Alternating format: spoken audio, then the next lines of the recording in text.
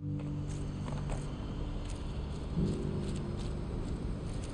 you see that too?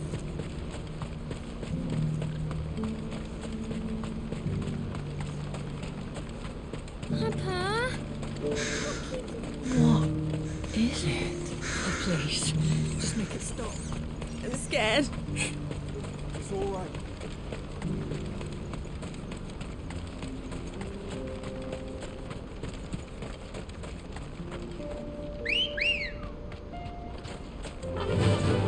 Faster!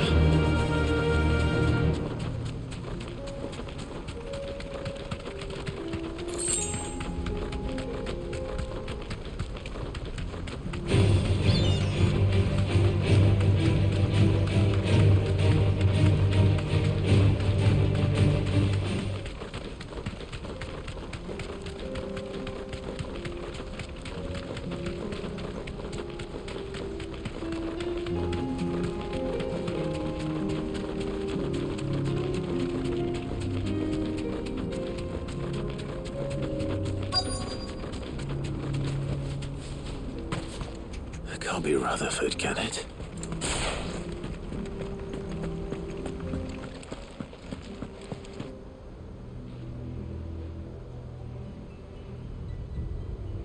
Turncoats and cowards, the lot of you! If it's a fight you want, it's a fight you shall have! Allow me. I don't need your... Please, Field Marshal, oblige him. This won't take long. You're right. It won't.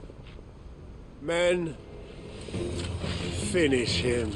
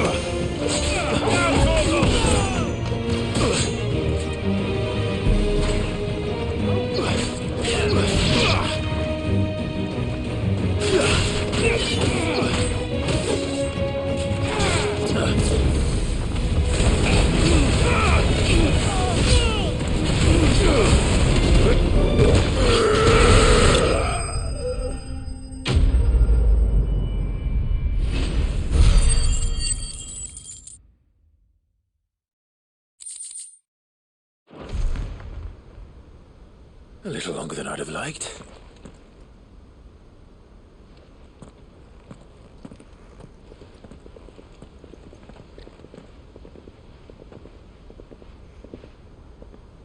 Field Marshal Havel, I presume.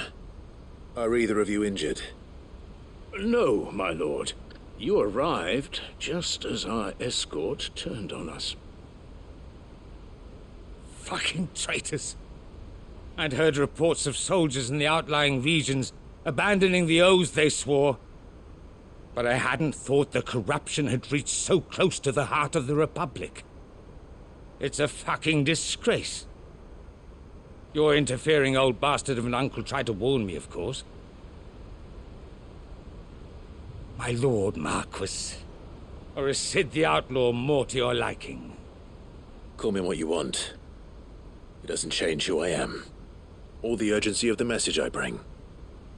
My uncle has a plan to right the realm, and he needs your help to see it through. Before I agree to anything,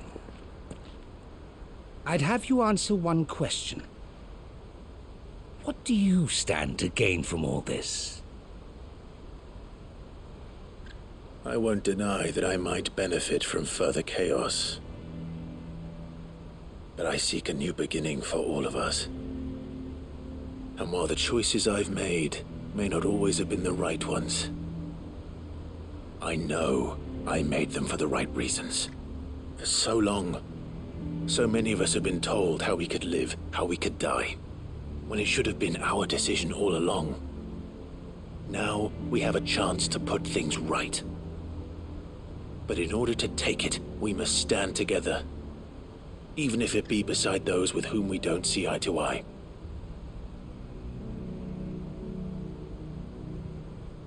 Certainly not the words I expected from an outlaw. But perhaps your uncle was right. You are no ordinary outlaw. I'll never hear the end of this. All right. I'll start by ordering my most trusted guard to bring the Dalmekian fringes under control. Next, I'll make contact with my counterparts in the Imperial Army and see if I can't convince them to try and restore order in their own territory. Thank you, Field Marshal. But they are not the only ones we will need to convince. What do you mean? I don't doubt that I can bully some sense into a few generals. But those they answer to require a different kind of persuasion. And when it comes to honeyed words, well, we will need an envoy. One who can court even the most stubborn of statesmen. You, perhaps? I'm flattered. But I'm no diplomat either. And I have other problems to attend to. What we need is a skilled arbitrator. And I may know just the person. Is that so? And would he happen to be an outlaw too? Of a different kind, perhaps. Well, beggars can't be choosers. I suppose we'll all have to find a little of the outlaw in ourselves if we're to make it through this. Very well. Send your man to me right away. I shall.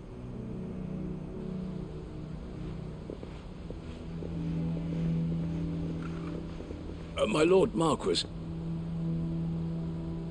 your Lord Uncle bade me escort the Field Marshal to his manor in Port Isolde.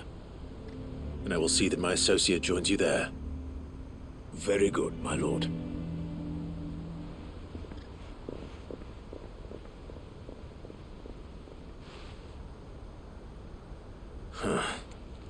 An envoy. I'm not sure I'm the man to talk anyone round. I can barely convince my brother to take his medicine. No. This is a job for someone with experience. Someone like Quentin. I hope I can convince him at least.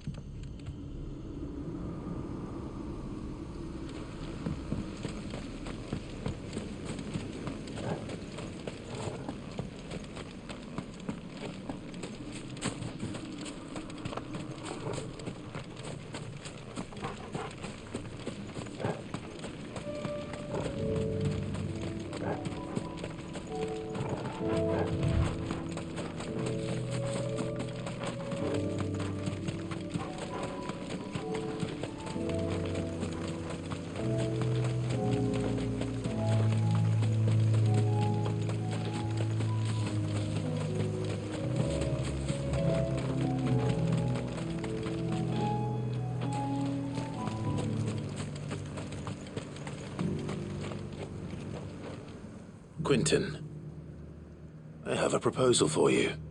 Do you now? Something tells me you'll be asking more of me than a cask of Gotand gold. Go on then. Propose.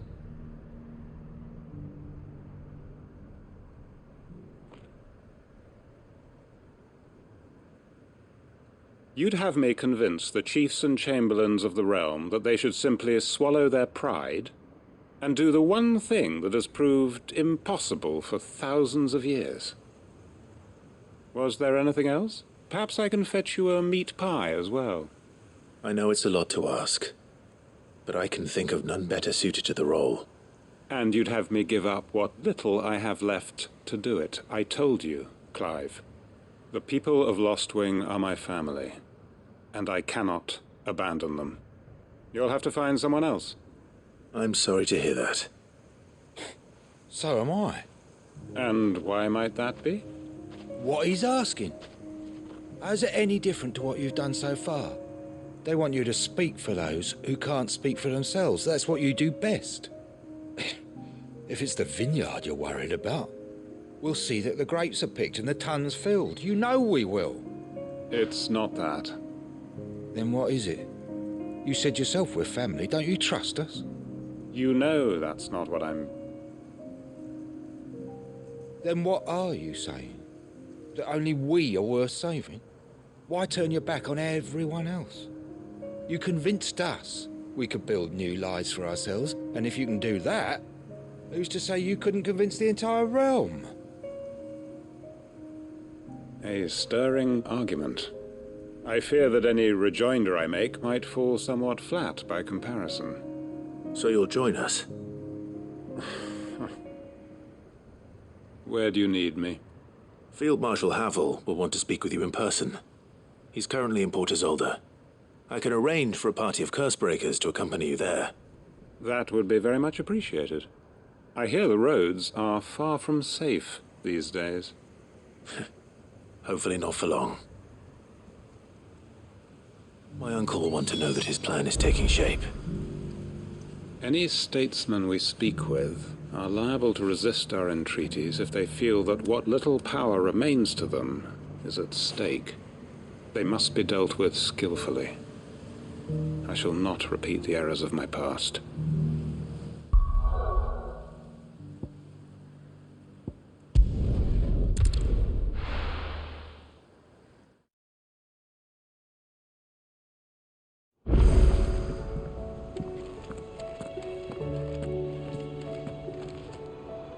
Uncle, I bring good news.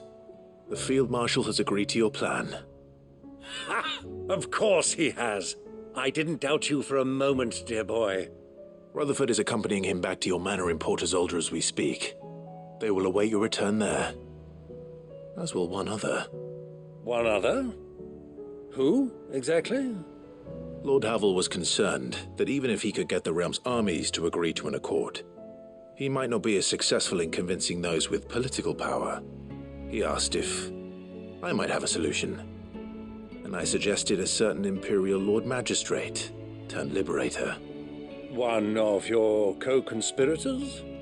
Master Quinton would probably call me one of his, but yes. Another outlaw, then. Just the thing we need to put these rotten politicos in their places. Good thinking, Clive. I'm glad you approve.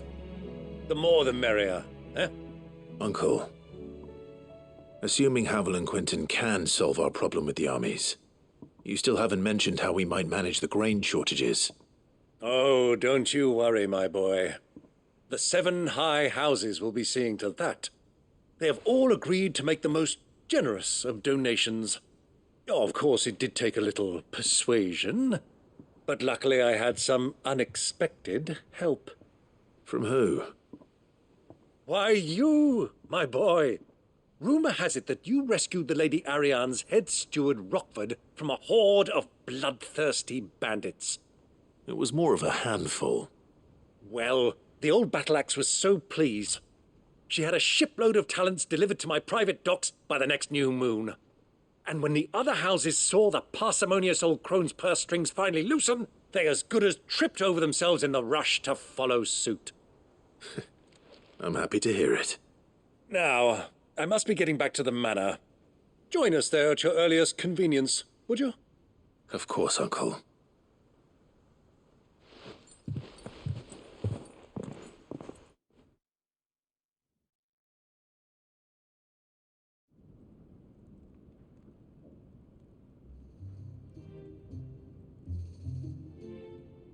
And how, pray tell, will we get that grain to the capital if the roads are still overrun with akashic? You'll find another bloody road. I only have so many men, and I'm not about to send them headlong into an ether flood. That is, unless you'd have them turn as well. Well, I'd certainly eat less. Says the man with a belly bigger than a band of curls. My soldiers actually need their rations. Without any food to keep them going, they'll be dead even before you've sent them on your fool's errand. If I may, gentlemen, perhaps I might suggest an alternative approach. Though supply routes are indeed disrupted, there is no shortage of ships. Indeed, they bob away in every bay from here to Randalar, awaiting a safe haven. Allow them to make port and fill their bellies full of grain. And once those who crowd the cities are fed, ferry the displaced back to the countryside to work the fallow fields. But I'm sure that you wish to continue your discussion. Forgive the interruption. Two such firm friends as yourselves need no help from the likes of me. Rutherford spoke fondly of the great bond between you. Us? Friends? I can't stand the man. Clive, I'm beginning to question the quality of the company you keep. And what kind of company were you expecting him to keep? The man's a criminal. Criminal? How dare you? You are not fit to breathe the same air as this fine, upstanding young gentleman. Upstanding? He calls himself Sid the Bloody Outlaw. Once more onto the breach.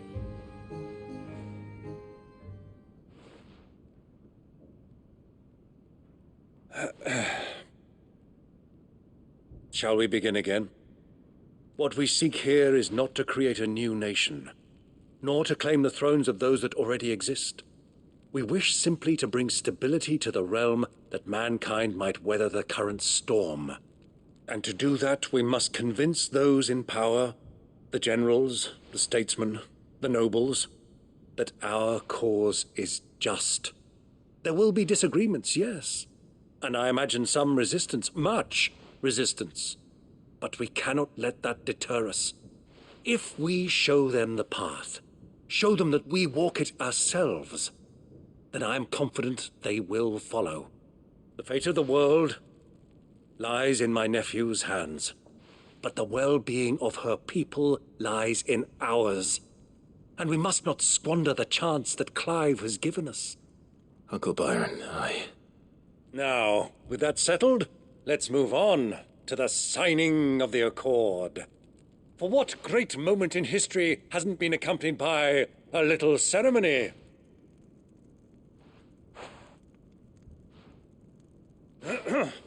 Citizens of Valisthea, I present to you the Triunity. Rutherford, Mike Will.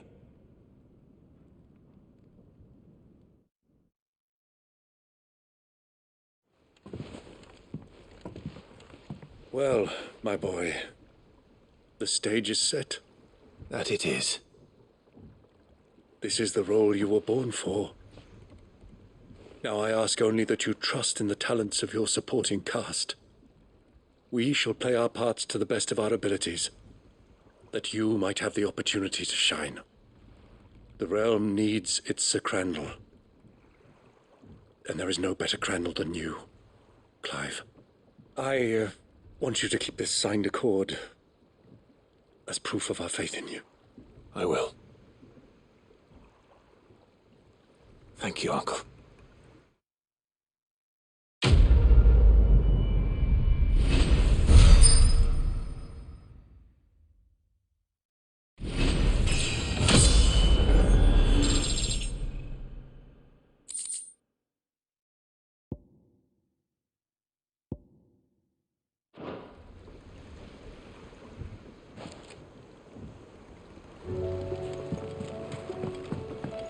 What do you think that thing is? It's a damn How the hell is Sid gonna do that?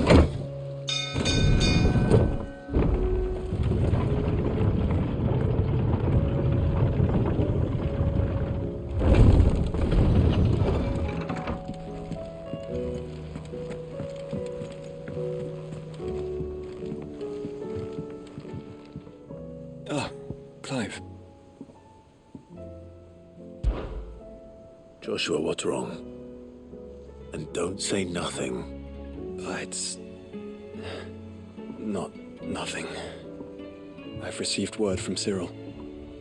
The Undying have found Father's will, or something akin to it. His will? How and where? In the crypt beneath Rosalith Castle. After Kupka was kind enough to drive out the Imperials, the Undying took the opportunity to recover what relics of the Duchy yet remained.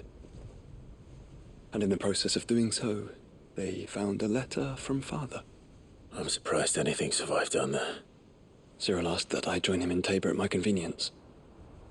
I have been meaning to go, but... would you join me? Of course. I want to know what's in that letter as much as you do. Very well. I'm ready to leave when you are.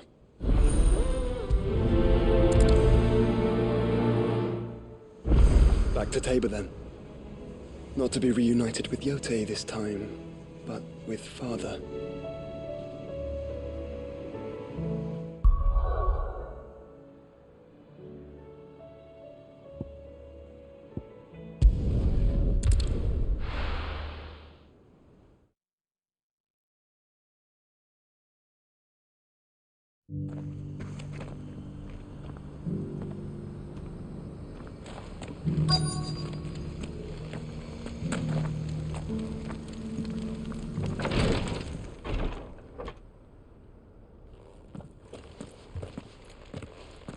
Your Grace, my lord, I trust your journey was not overly onerous. Cyril, you found a letter from Father? Yes, I have it here.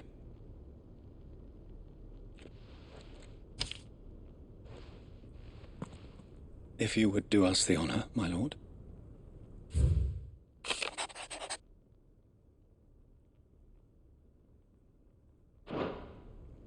An inheritance.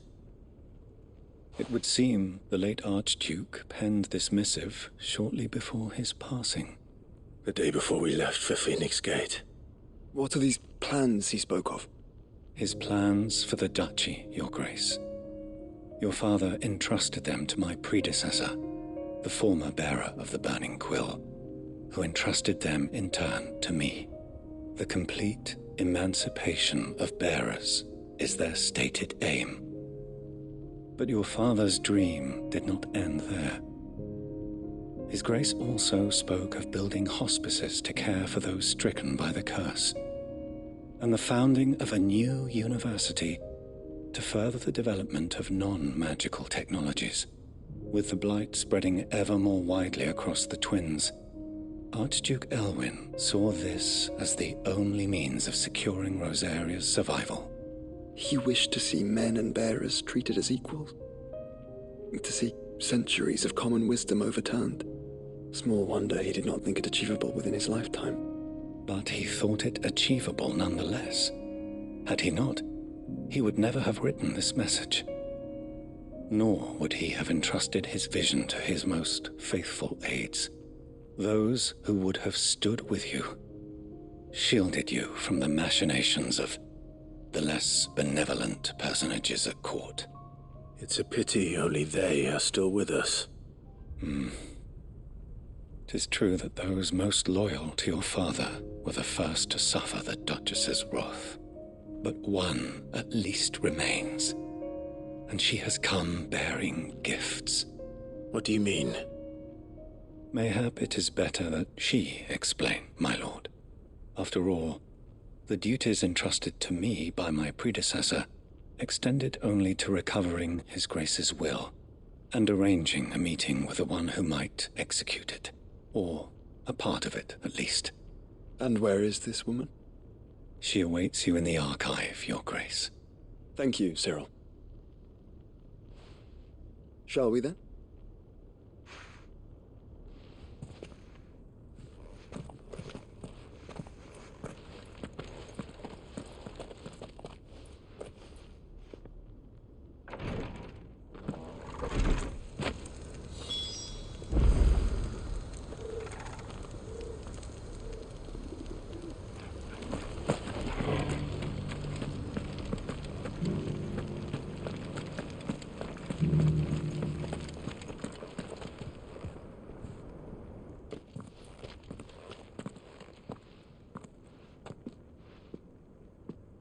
My lord, your grace.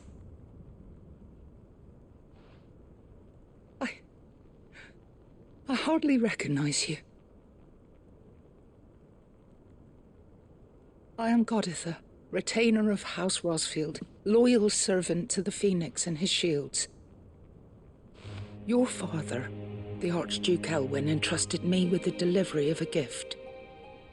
I only hope you can forgive my tardiness in bringing it to you. Lift up your head, Lady Goditha. You have our gratitude for your service to our house and to our father. I merely did my duty, as any proud Rosarian would.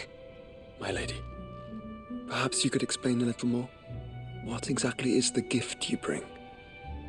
As I'm sure you know, it has long been the custom for the children of House Rosfield to be presented with certain keepsakes upon their coming of age.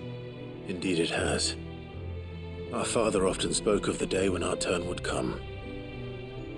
And had he lived to see it, he would have presented you with the treasures I bear. Matching armbands for you both. Alas, he did not live. Indeed, he was taken from us even before they could be completed. He had intended to claim the Heartstone with which each armband was to be finished himself, but it was not to be. And his gifts remain incomplete. I see. It saddens me to bring them before you, as they are. It was your father's wish that you be presented with the finished articles, not these, works in progress. But with his grace long since gone, and the stone left unclaimed, I had little choice. You are grown men now, and his house is yours.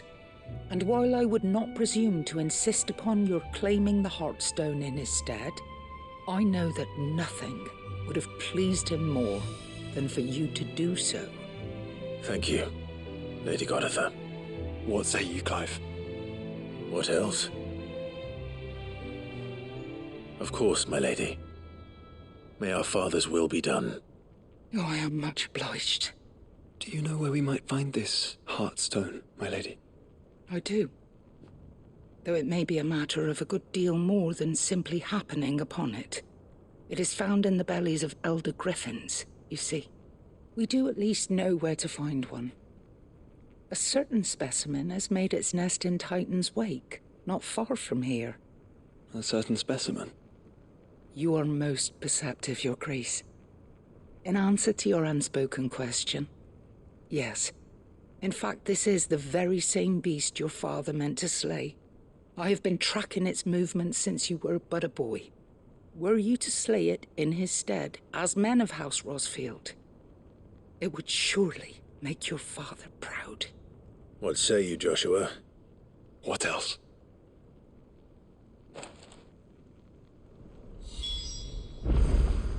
The griffin your father meant to slay is currently nesting in Titan's Wake, not far from here. Slay it in his stead, and claim the Heartstone that he could not. Titan's Wake is to the south of here. But we must not be hasty. The good lady has been disappointed once already.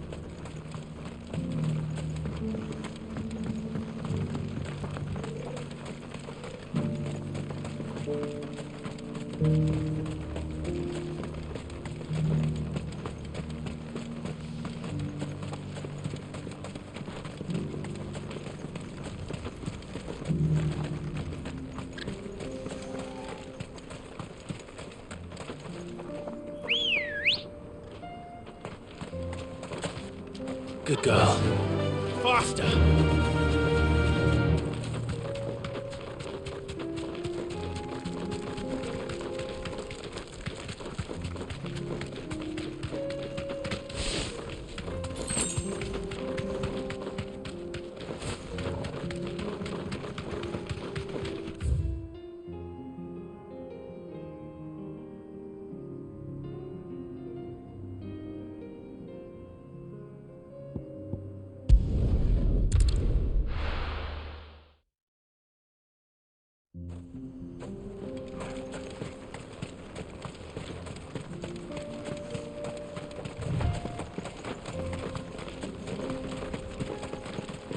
eyes peeled, Joshua.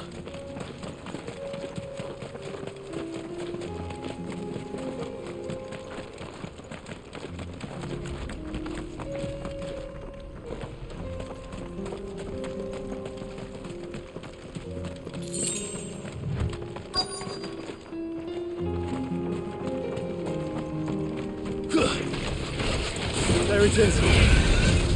For House Rossfield.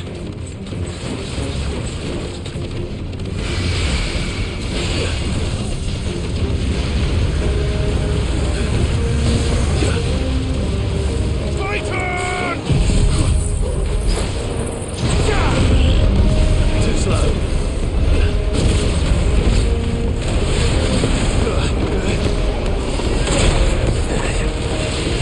Every light!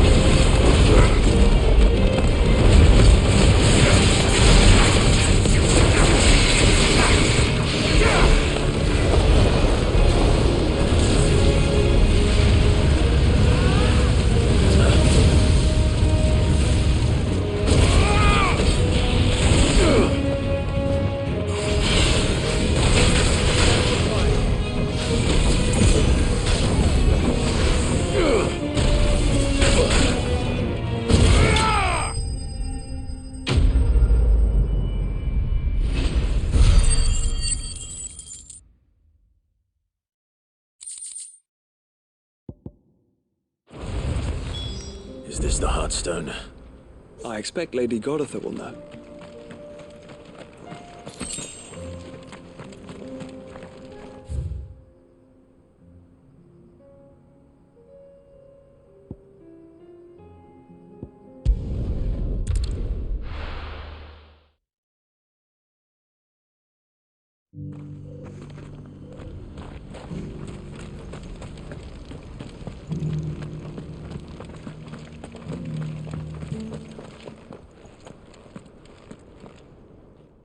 Thank the Founder you were safe. The Griffin is slain then? And the Heartstone claimed.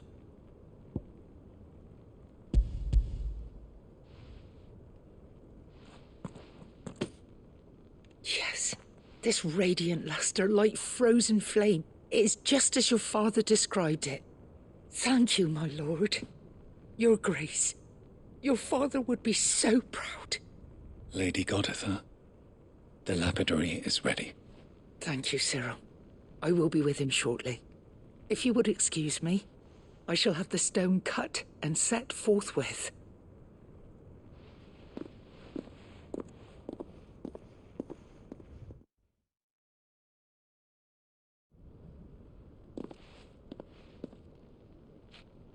The armbands are complete. Pray, take them. They are yours, after all. Heartstone is harder and more enduring than garnet, or even ruby. It symbolizes unwavering will and devotion. And the graven vines encircling the stone represent the unbreakable bonds between you. It's a message. Father knew we had enemies both inside and outside the duchy. Enemies who would thwart his vision. Only with unwavering devotion would it ever be realized. And only if we stood together, as Phoenix and Shield, as brothers in arms, only then might those enemies be overcome. Indeed. His Grace knew the enormity of the task he would entrust to you, his heirs. But this was more than just a message. It was a promise. That he would always be with you. Thank you, Lady Goditha, for remaining the steadfast custodian of our father's will. Forgive me, my lady, but there is something I don't quite understand.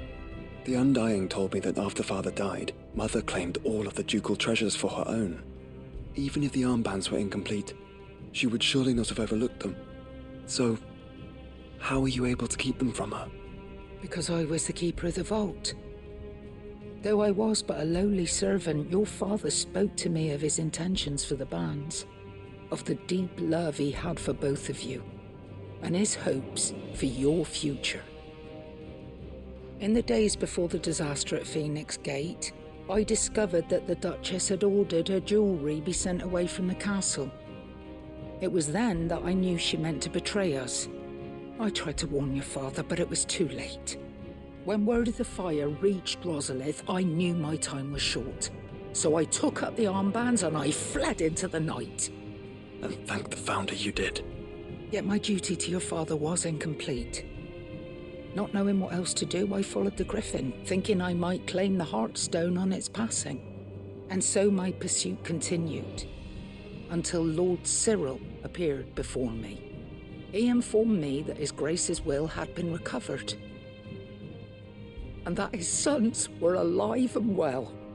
Lady Goditha, on behalf of my father and all the people of Rosaria, I thank you for your loyal service.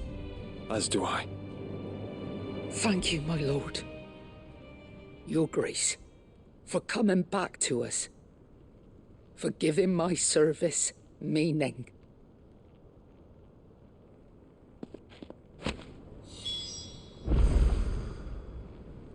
I remain your faithful servant, my lord.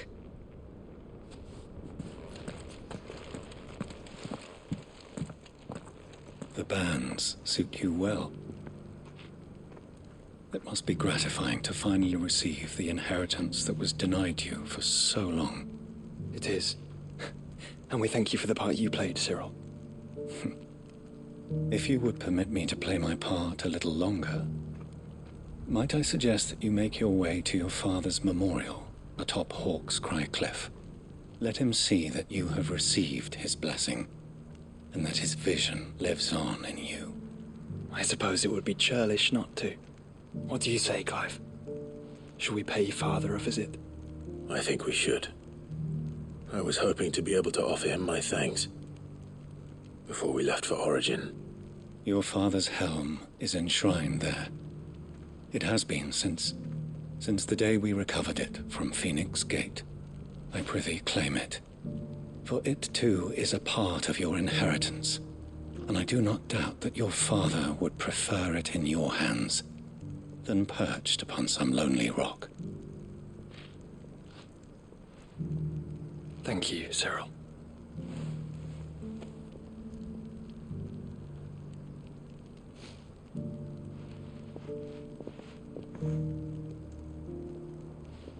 Come on, Clive. He's waiting.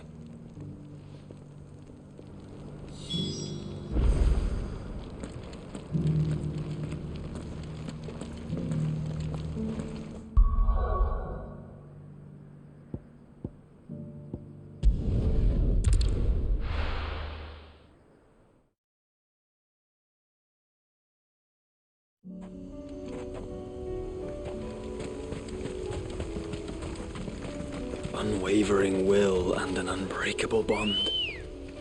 Do you really think we're strong enough? To save the world? Of course. To have overcome Father's political enemies? Of that I'm less certain. Especially knowing what we know now. What Mother was truly capable of. But perhaps these bands would have helped. Knowing he was with us would have made all the difference.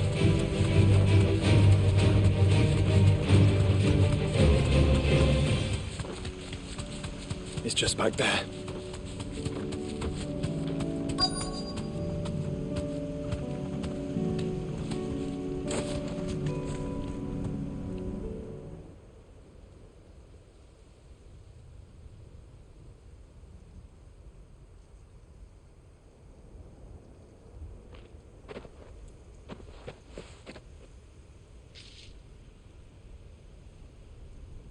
Father always fought for what he believed was right.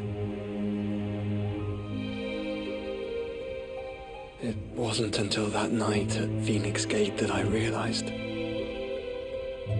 I had never fought for anything. I always had someone else to do the fighting for me.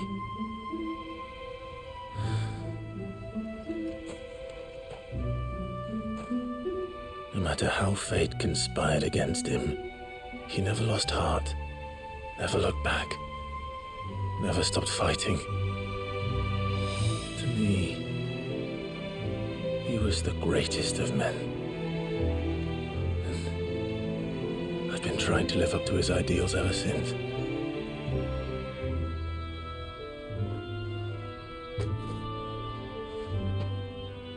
We all have, Clive. We all have. And we'll keep trying. Because that's what he would have wanted.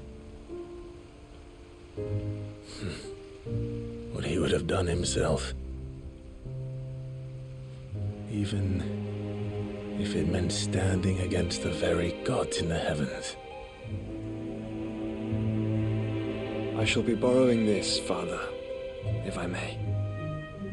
That you might watch over us as we follow in your footsteps.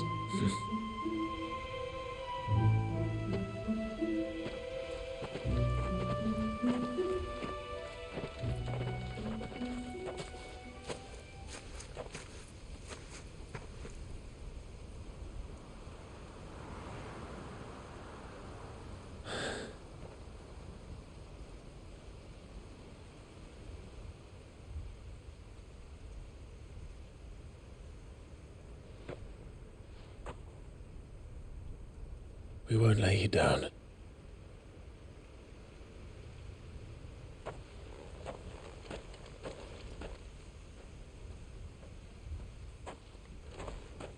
Onward then. Onward. To the end. And to a new beginning.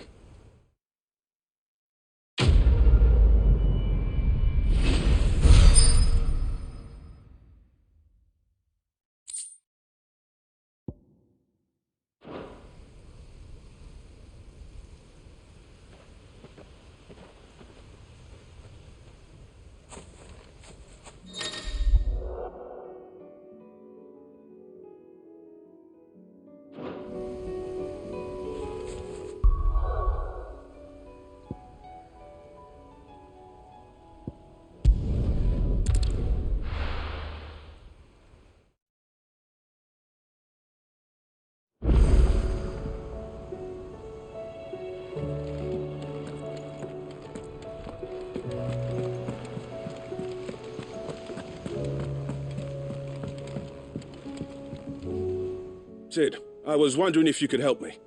It depends what with. A bearer, but recently freed from his bonds, is keen to join the Curse Breakers. As you know, the work we do is not easy, which is why we test every volunteer's suitability. I was hoping you could oversee this one's evaluation. I don't mind, but why this one? Because he wants to be a scout. Our ranks are filled with men and women capable of breaking chains and putting slavers to the sword. But scouting, we're few with the nose for that. which is why we still rely so heavily on Gav. And since he accompanies you on so many of your missions, I thought you might be better placed to recognize the traits in him that we should look for in those who'd fill his boots. Sounds reasonable. So you happy to oversee the boys' test, then? One can never have too many scouts. Truer words, Sid. I'll let the initiate know that you'll be attending his trial, and that he is to proceed directly to Northreach in readiness. No time like the present, eh? No time like the present. I'll await you there.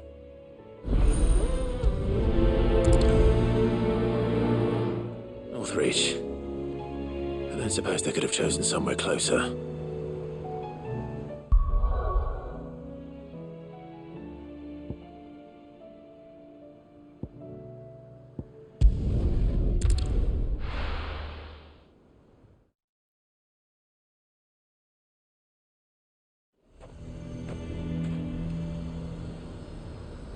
Lazare might at least have mentioned where in Northreach he'd be testing this recruit.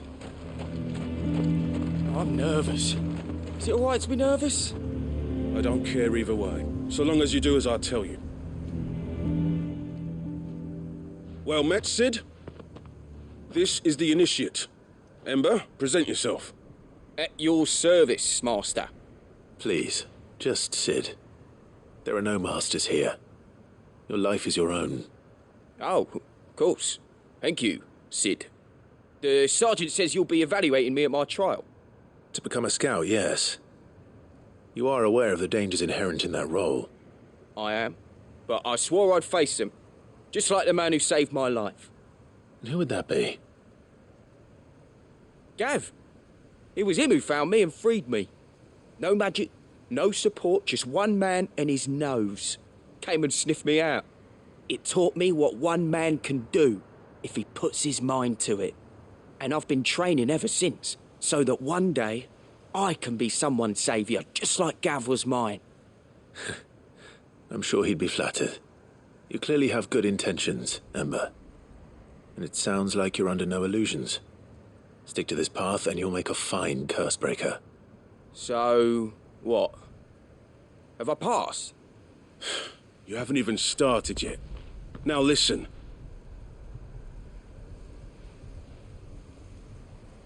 Not far from here is an Imperial lookout, Eastwatch. The guards there record all their sightings in a logbook. You are to find it and bring it here. And bring it here, right. Anything else? No. Sneaking into a heavily guarded Imperial outpost and stealing the logbook would be quite sufficient. You'll need to assess the situation, determine a point of entry, create a distraction and effect an escape, all without being discovered and thrown into an Imperial oubliette. Ember, Gav isn't our best scout because he can do everything. It's essential that you know your limits. Know my limits, right. I won't let you down.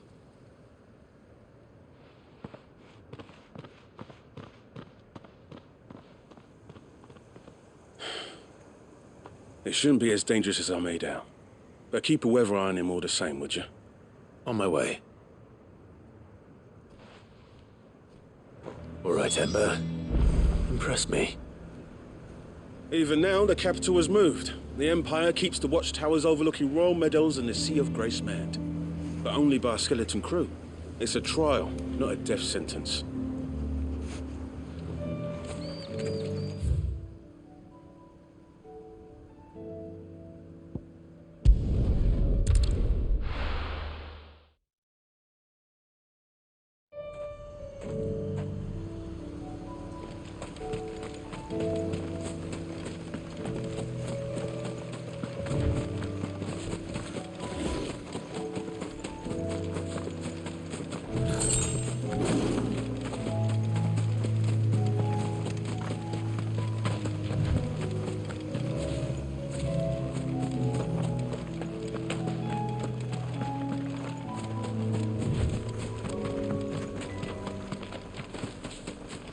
These are clean kills. Perhaps young Ember really is ready. Ah! Or maybe not.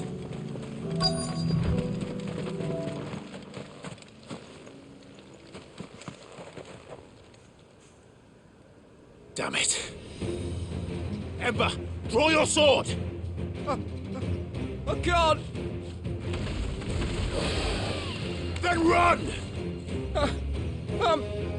If you want him, you'll have to go through me.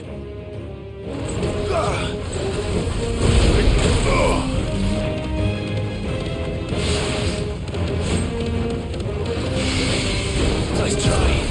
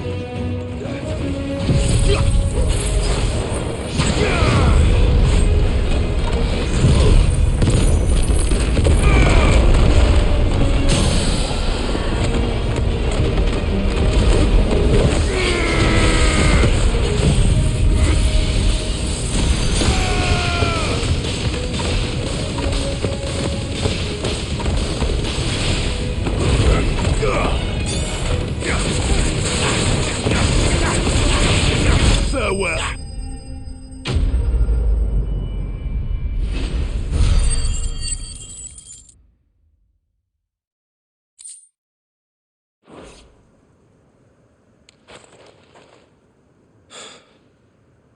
Ember, are you...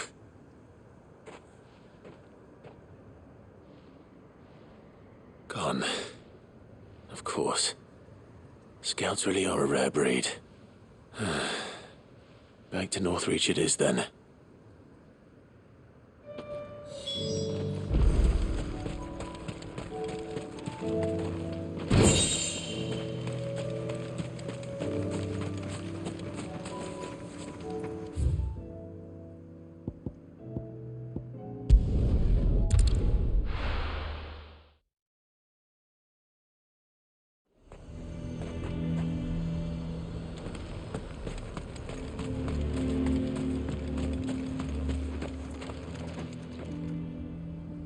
I didn't expect you back so soon. Where is Ember? How did he fare? I thought I'd find him with you. He must have fled. I followed him to Eastwatch, where I found him being set upon by a wild Avis. He was just standing there. Didn't even draw his sword. I had to step in and take care of things. But by the time I had, he was nowhere to be seen.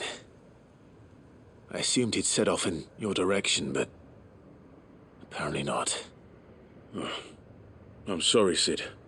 I knew the boy had a nervous streak, but he seemed like... The right man for the job? I believe this is the logbook you tasked me with retrieving. Eh? How did you...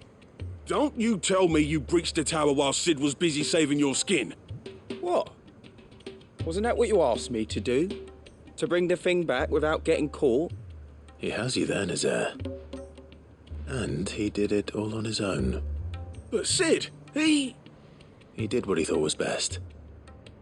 And now I have to decide whether I agree. Of course. We'll await your evaluation back at the hideaway. Don't you leave my sight. Yes, Sergeant.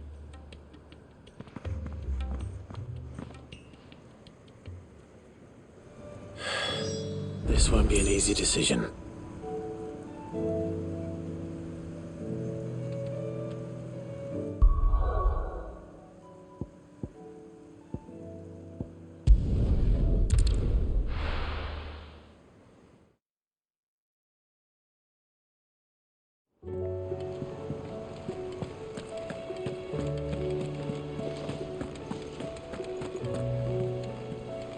You should have seen him. The thing didn't stand a chance.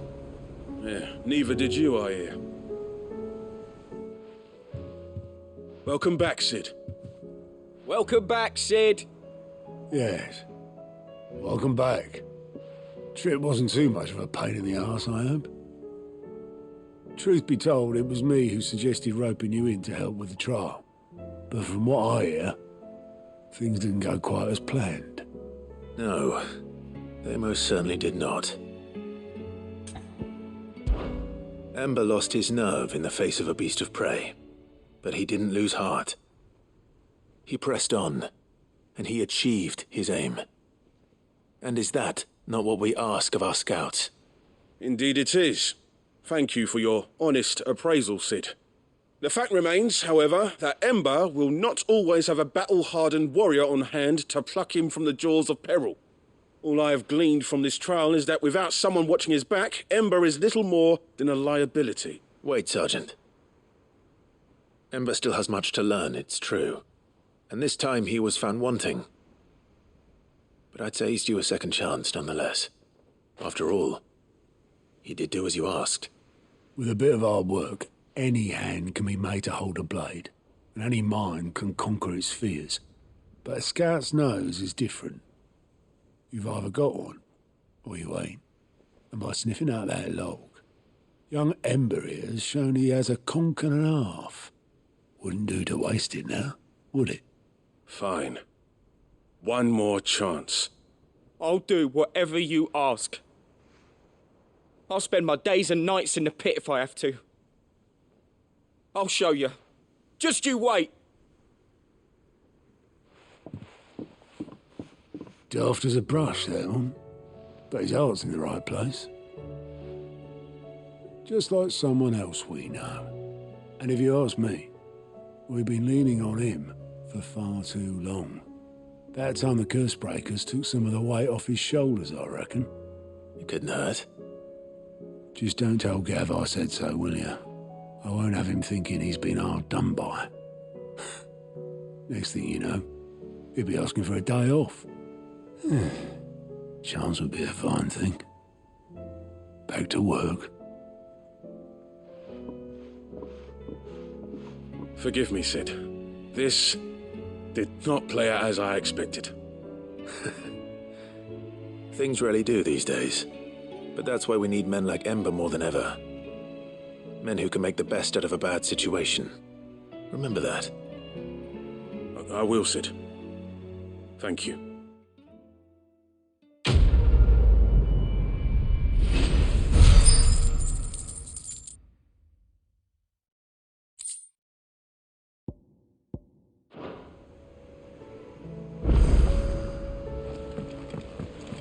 There's something about it.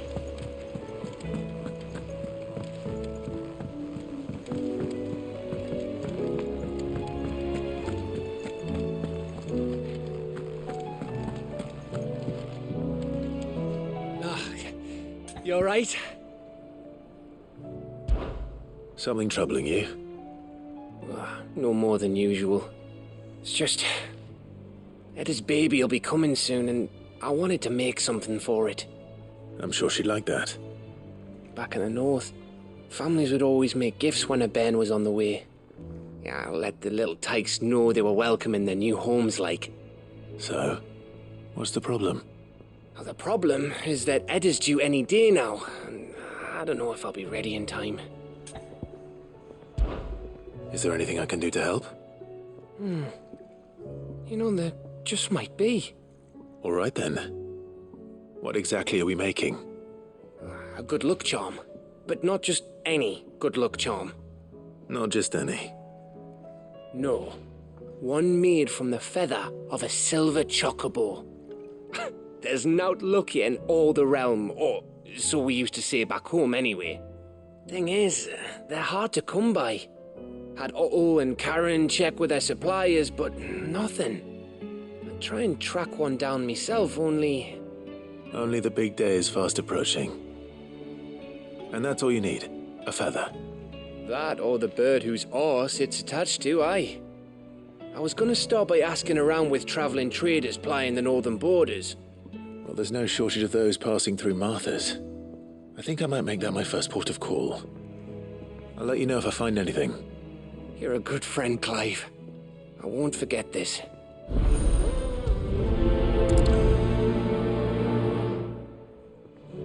Can't say I've ever seen a silver chocobo myself, but I have seen one of their feathers. Look just like a normal one, only silver, obviously. Well, grey.